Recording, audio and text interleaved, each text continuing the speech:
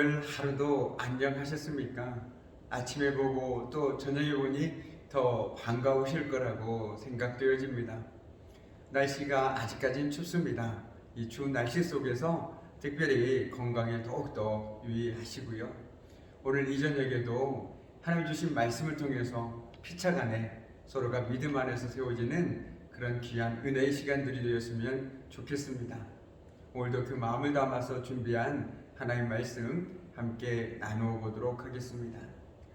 오늘 이 저녁에 하나님께서 우리에게 주시는 귀한 말씀은 고린도 전서 1장 26절에서 31절까지의 말씀입니다. 형제들아 너희를 부르심을 보라. 육체를 따라 지혜로운 자가 많지 아니하며 능한 자가 많지 아니하며 문벌 좋은 자가 많지 아니하도다. 그러나 하나님께서 세상에 미련한 것들을 택하사 지혜 있는 자들을 부끄럽게 하시려고 세상에 약한 것들을 택하사 강한 것들을 부끄럽게 하려 하시며 하나님께서 세상에 천한 것들과 멸시받는 것들과 없는 것들을 택하사 있는 것들을 폐하려 하시나니 이는 아무 육체도 하나님 앞에서 자랑하지 못하게 하려 하십니다. 너희는 하나님으로부터 나서 그리스도 예수 안에 있고 예수는 하나님으로부터 나와서 우리에게 지혜와 의로움과 거룩함과 구원함이 되셨으니 기록된 바 자랑하는 자는 주 안에서 자랑하라 함과 같게 하려 함이라. 아멘. 우리의 삶을 주관하신 아버지 하나님, 지난 3일간에도 저희들의 삶에 함께해 주시고 오늘도 특별히 이 밤 주의 말씀 가운데 인도해 주신 은혜 참으로 감사를 드립니다. 오늘도 들려지는 말씀을 통하여 우리 삶을 되돌아보게 하시고 무엇보다도 우리의 마음과 생각이 온전히 주님께 향할 수 있는 귀한 시간 될 수 있도록 하나님 도와주시옵소서. 이 시간 저희들의 마음과 생각을 붙들어 주시고 마음을 열어주셔서 정말 하나님의 말씀이 단 하나도 땅에 떨어지지 아니하고 우리 삶 가운데서 아름다운 열매로 맺어 나아갈 수 있도록 주님 도와주시옵소서. 오늘도 부족한 주의 종을 하나님의 말씀을 전하는 자로 세워주셨습니다. 주의 종의 모습은 감춰주시고 오직 하나님의 말씀만이 선포되어질 수 있도록 주님 도와주시옵소서. 모든 것을 주님의 손에 온전히 의탁하오며 감사드리며 예수 그리스도의 이름으로 기도드립니다. 아멘. 네, 오늘 말씀은 이렇게 시작하고 있습니다. 형제들아 너희의 부르심을 보라. 육체를 따라 지혜로운 자가 많지 아니하며 능한 자가 많지 아니하며 문벌 좋은 자가 많지 아니하도다. 사도 바울이 고린도 교인들에게 이러한 권면을 준 것은 그들로 하여금 과거 그들의 참 모습을 되돌아보게 함으로써 그들의 분쟁의 원인이 된 교만과 자랑을 버리게 하기 위함이었습니다. 바울이 고린도 교인들에게 하나님께서 미련하고 약한 자들을 택하신 까닭을 굳이 설명하고 있는 것은 그들의 교만에 대한 우려가 있었기 때문입니다. 실제로 그들이 미련하고 약한 데서 부름을 받았으나 그들은 이러한 과거의 그들의 처지를 망각했습니다. 마치 개구리가 올챙이 쪽 생각 못한다는 말이 있듯이 그들은 과거 자신의 모습들이 어떠했는지를 잊어버리고 말았다는 것이죠. 이러한 과거에 대한 그들의 망각은 그들로 하여금 치명적인 영적인 타락과 부패를 일으키게 되었습니다. 그들은 영적 은사를 자랑하고 형제를 판단하며 분열을 조장하는 등 정말 믿음의 사람으로서는 하나님께 은혜를 받은 사람으로서는 결코 할 수 없는 영적 교만으로 인한 배단이 고린도 교회 공동체 내에 광범위하게 나타나고 있었습니다. 만약 고린도 교인들이 이러한 자리에서 벗어나지 않고 스스로 지혜 있고 강한 자라는 오만한 생각을 갖고 있다면 그들 역시 부끄러운 자리에 이를 수 있음을 바울은 말하고 싶었습니다. 오늘 26절에서 지적되었듯이 고린도 교인들은 인간적으로 보잘것없는 처지 가운데서 오직 하나님의 은혜로 구원받은 사람들입니다. 오직 하나님의 은혜였습니다. 그럼에도 그들은 자랑을 일삼으며 하나님이 아닌 사람들에게 오히려 영광을 돌리고 있었습니다. 자신들이 받은 은사를 잘못 평가하여 이를 자랑하고 내세우는 영적으로 교만한 가운데 있었습니다. 그 이유는 그들이 그리스도인이 된 것이 그들 자신의 외양이나 지혜와 능력에 의해서 된 것이 아니라는 점을 그들은 새까맣게 잊고 있었기 때문입니다. 당연히 기억해야 할, 아니 평생 잊지 말아야 할 하나님의 은혜를 망각했기 때문입니다. 세상은 점점 하나님 없이도 살아갈 수 있다라고 우리를 부추깁니다. 하나님이 어디 있냐라고 우리를 조롱합니다. 마치 에덴 동산에서 뱀이 하와에게 하나님 없이도 하나님처럼 되어서 살 수 있다라고 유혹하듯이 세상은 우리에게 말을 겁니다. 하나님 없이도 살 수 있다. 네가 가진 능력만으로도 충분히 이 세상을 살아갈 수 있다. 이렇게 말이죠. 그런데 그 말이 너무나도 달콤해서 우리는 그 유혹에 넘어갈 때가 한두 번이 아니지요. 이미 하나님의 은혜는 뒷전입니다. 내가 과거에 어떤 모습이었는지, 하나님의 은혜로 변화되기 전 내 삶이 어땠는지는 내 관심 바뀝니다. 은혜를 잊고 사는 이들에게는 이처럼 하나님의 은혜와 그 삶 속에 하나님의 자리는 애초에 없었습니다. 모든 것이 나의 공로요, 내가 잘해서이죠. 그렇기 때문에 오직 자신의 자리만이 있을 뿐입니다. 그러다 보니 어려움에 부딪혔을 때 하나님을 찾기보다 자신을 먼저 찾고 자신을 더 의지하게 됩니다. 그런데 우리는 이 삶이 바로 하나님께서 그렇게 경계하시던 교만의 또 다른 얼굴임을 알아야 합니다. 한마디로 교만은 나를 드러낸 것도 있지만 그 궁극적인 본질을 보면 하나님이 없는 것이죠. 그래서일까요? 성경은 그것을 우상이라고 표현합니다. 우상을 말하는 원어의 뜻은 헛된 것, 한낱 입김을 뜻합니다. 입을 떠난 숨결은 허무하게 사라집니다. 우리가 요즘 날씨가 추운데 밖에서 호호하면 입김이 잠깐 눈에 보였다가 사라지지 않습니까? 바로 이어갔다라는 것이죠. 그래서 시편 저자는 덧없이 흘러가는 나약한 인간의 본성을 한낱 입김에 빗대었습니다. 한숨처럼 한순간에 날아가 버리는 것, 그것이 바로 우리의 인생입니다. 영원의 시선에서 보자라면 개인의 인생도 순간과 같고 사람들의 인생 전체가 다 그렇다라는 거예요. 여기에는 그 어느 누구도 예외가 있을 수 없다는 겁니다. 그렇습니다. 이 깨달음, 내가 정말, 우리가 정말 우리의 인생이 이렇구나라는 이 깨달음을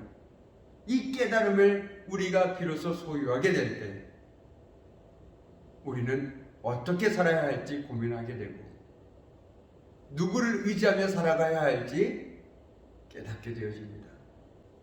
자, 우리 여기서 잠시 눈을 돌려 우리가 너무나도 잘 알고 있는 야복강에서의 야곱을 만나보도록 하겠습니다. 야곱의 엉덩이뼈가 부러질 정도로 치열한 싸움 후에 하나님께서는 야곱에게 이렇게 부르시죠. 너의 이름이 무엇이냐? 너의 이름이 무엇이냐? 참으로 생뚱맞습니다. 그런데 그 질문에 야곱이 대답합니다. 야곱입니다. 제 이름은 야곱입니다. 라고 말이죠. 그런데 여기서 궁금증이 생깁니다. 왜 하나님께서는 갑자기 야곱의 이름을 묻고 계시는 것일까요?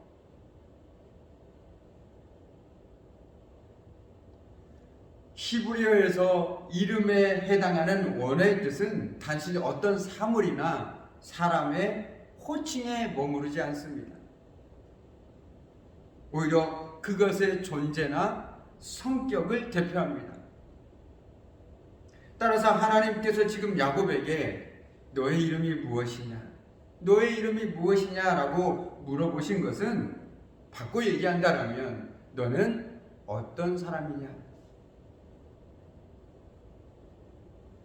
너는 어떤 사람이었느냐? 너의 삶을 한번 뒤돌아보아라 라는 의미로 해석할 수 있습니다. 그래서일까 흔히들 말합니다. 호랑이는 죽어서 가죽을 남기고 사람은 죽어서 이름을 남긴다라고 하죠. 여기서 말하는 이름 역시 그 사람의 삶을 함축하고 있지 않나 싶습니다. 단순히 그 사람의 이름이 아니라 그 사람이 지나온 삶, 그 삶의 총체적인 것을 드러내고 있다는 것이죠. 그런데 이처럼 과거를 뒤돌아볼 수 있는 사람만이 자신이 어떤 삶을 살아왔는지 되돌아볼 수 있는 사람만이 겸손히 하나님 앞에 나아갈 수 있습니다. 오늘 야곱에게 하나님께서 너는 어떤 삶을 살아왔느냐? 너는 어떤 사람이었느냐? 라고 물어보셨을 때 야곱은 주마등처럼 자신의 삶이 지나가지 않았을까요?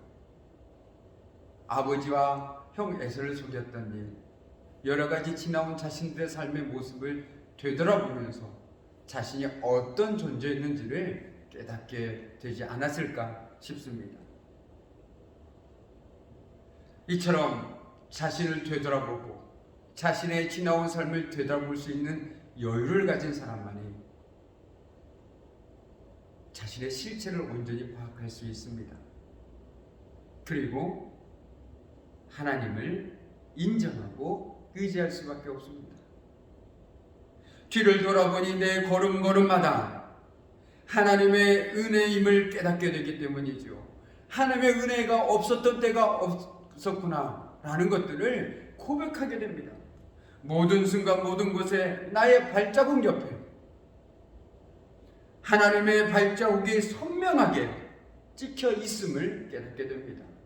나는 혼자라고 느꼈었는데 그 순간에도 하나님이 그 자리에 계셨다는 것, 그것은 내가 했었다고 착각했었는데 하나님의 은혜로 그 모든 것들이 가능했음을 깨닫게 된다는 것이죠. 모든 것이 우리 주님의 은혜였다라는 사실을 말이죠. 이것을 깨닫는 것이 지혜입니다. 내 삶의 모든 순간, 날마다 숨쉬는 순간마다 우리는 하나님의 은혜 가운데 살고 있다는 것을 깨닫는 이 지혜가 우리에게 필요합니다. 그리고 그 지혜대로 하나님을 신뢰하며 살아가는 것, 그것이 바로 믿음이 아니겠습니까? 그러나 안타깝게도 오늘 말씀 속에서 고린도 교인들은 하나님의 주권적인 부르심 때문에 구원받았다라는 것, 바꿔 얘기하면 전적인 하나님의 은혜로 구원받았다라는 사실과 그리고 복음은 세상 사람들이 거리끼거나 미련하게 여기는 십자가라는 사실을 망각했습니다. 십자가는 무엇입니까? 비천한 것입니다. 낮고 낮은 자리입니다. 그런데 이 은혜를 잃어버린 그들은 사람들과 세상의 지혜를 자랑했습니다. 십자가를 자랑하는 것이 아니라 세상의 지혜를 자랑했습니다. 하나님을 자랑한 것이 아니라 자신을 자랑했습니다. 이러한 행태가 바로 고린도교회 공동체 내에서 횡행했던 것입니다. 그런데 그 시작은 바로 망각에서부터 비롯되었습니다. 우리는 조금만 안정되고 편안해지면 쉽게 어제를 잊어버리는 기억상실증 환자가 되기 쉽습니다. 어제의 용서와 은혜가 오늘의 나를 있게 하였고 그 은혜에 감사하고 충성할 때 내일이 있음을 망각해버립니다. 그럼으로써 모든 것을 당연한 것으로 여기고 내 공로로 돌려버립니다. 모든 것이 내가 한 것이죠. 이처럼 망각은 죽음입니다. 하나님과의 관계의 단절을 자초합니다. 그런 의미에서 본다면 믿음이란 나의 삶의 한 복판에서 하나님의 은혜를 잊지 않고 그 하나님을 기억하고 살아가려고 하는 몸부림일 것입니다. 흔히들 인생을 길에 비유합니다. 어떤 때는 환히 열리는 길을 콧노래를 부르며 걸을 때도 있고 어떤 때는 막힌 길 앞에서 울기도 합니다. 갈림길 앞에서 서성일 때도 참 많습니다. 어디로 가야 할지 몰라 방황할 때도 많지요. 어느 길을 택하느냐에 따라 저와 여러분의 삶의 풍경은 달라질 수밖에 없습니다. 그 길에서 누구를 어떻게 만나느냐가 지금 저와 여러분의 각자의 삶의 모습을 보여주고 있는 것이죠. 오늘 말씀은 우리에게 묻습니다. 여러분이 부르심을 받을 때 그 처지가 어떠했는지 생각하여 보십시오. 그 처지가 어떠했는지 생각하여 보십시오. 이 말씀은 우리를 그때 그 시절로 데리고 갑니다. 우리 각자에게 하나님의 은혜를 경험하고 고백했던 때, 그때 그 시절로 말이죠. 사람마다 그때와 장소는 다르겠지만 분명한 것은 그때 그 시절 우리는 하나님의 은혜에 믿음으로 오직 믿음으로 반응했다는 것이죠. 오늘 말씀은 다시금 우리로 하여금 그 은혜를 되찾아오라고 말씀하고 있는 것 같습니다. 우리가 힘든 인생길 어딘가에서 잃어버리거나 또는 내던져버린 그 은혜를 다시 되찾아오라는 것입니다.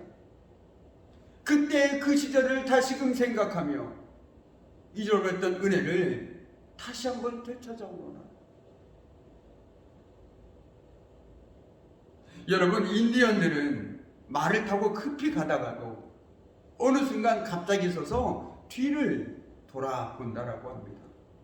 자신의 영혼이 쫓아올 시간을 주기 위해서 말이죠. 그런 의미에서 우리의 일상이 멈춰버린 지금이 그 어느 때보다도 저와 여러분이 우리의 삶을 되돌아보기 좋은 때인 것 같습니다.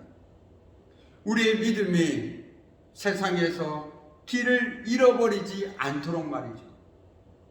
마치 인디언들이 뒤를 돌아보는 것처럼 우리도 우리의 삶을 뒤돌아보면서 그때 그 시절 우리가 잃어버렸던 은혜를 다시금 되찾아와야 되지 않겠습니까? 그러기 위해서 우리는 지금 눈을 들어 위를 바라보아야 할 때인 것 같습니다. 그저 땅만 현실만 보지 말고 위를 보아야 합니다. 저와 여러분과 함께 하시는 하나님을 바라보아야 할 때입니다. 그러므로서 모든 것이 주의 은혜임을 고백할 수 있어야 합니다. 더불어 우리가 부르심을 받을 때에 그 처지가 어떠했는지를 생각해 봄으로써 이제는 나를 바라보는 것이 아니라 세상을 바라보는 것이 아니라 우리 주님만을 바라보면서 살아가야 하겠습니다.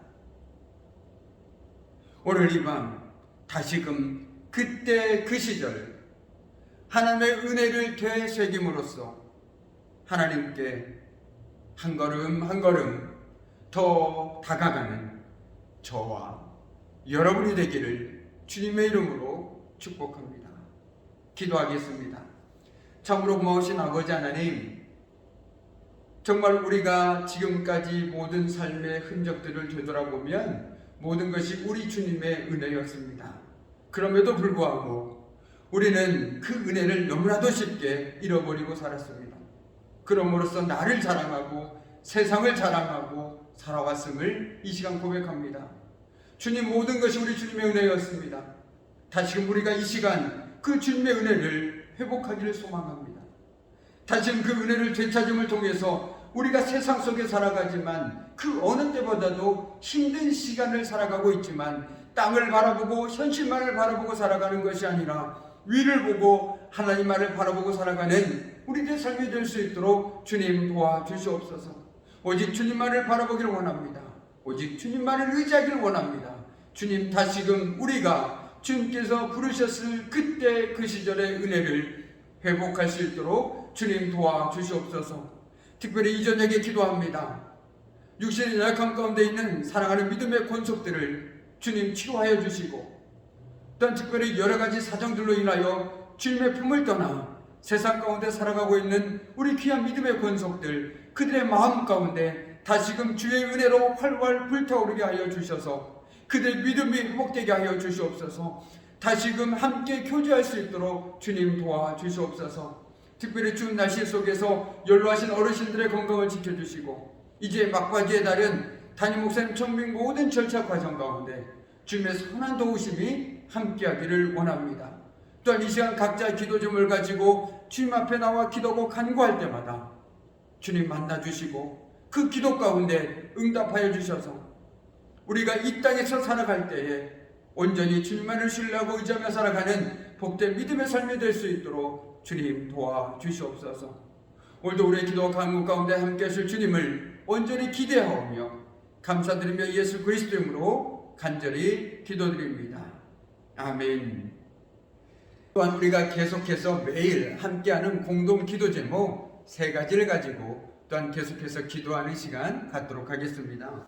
먼저는 우리 추워지는 날씨 속에서도 우리 사랑하는 성도들의 건강을 지켜주시고 질병 가운데 있는 성도들에게 하나님의 치유와 회복을 허락해 주시도록 우리 김수근 장로님, 신현세 집사님, 박순옥 권사님, 그리고 최순덕 권사님, 그리고 여광열 집사님 위해, 그리고 이제 거의 막바지에 달은 담임 목사님 청빙을 위해서 우리가 한 마음으로 기도하게 하시고 모든 청빙 절차 가운데 하나님의 선한 도우심이 함께하도록, 끝으로 코로나19의 어려움을 잘 이겨나갈 수 있도록, 또한 경제적으로 어려움에 처한 이웃들에게 하나님의 도우심이 함께할 수 있도록 우리가 마음을 합하여 함께 기도할 수 있으면 좋겠습니다. 함께 기도함이 큰 힘이 될 거라고 믿습니다. 아멘. 네, 오늘 우리가 다시금 우리의 삶을 되돌아보면서 주의 은혜를 되새길 수 있는 그런 시간들이 되었으면 좋겠습니다.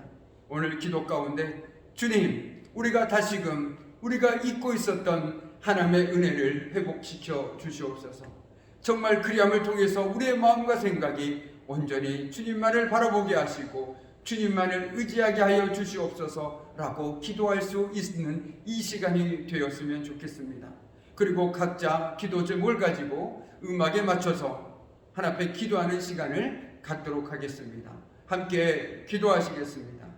참으로 고마우신 아버지,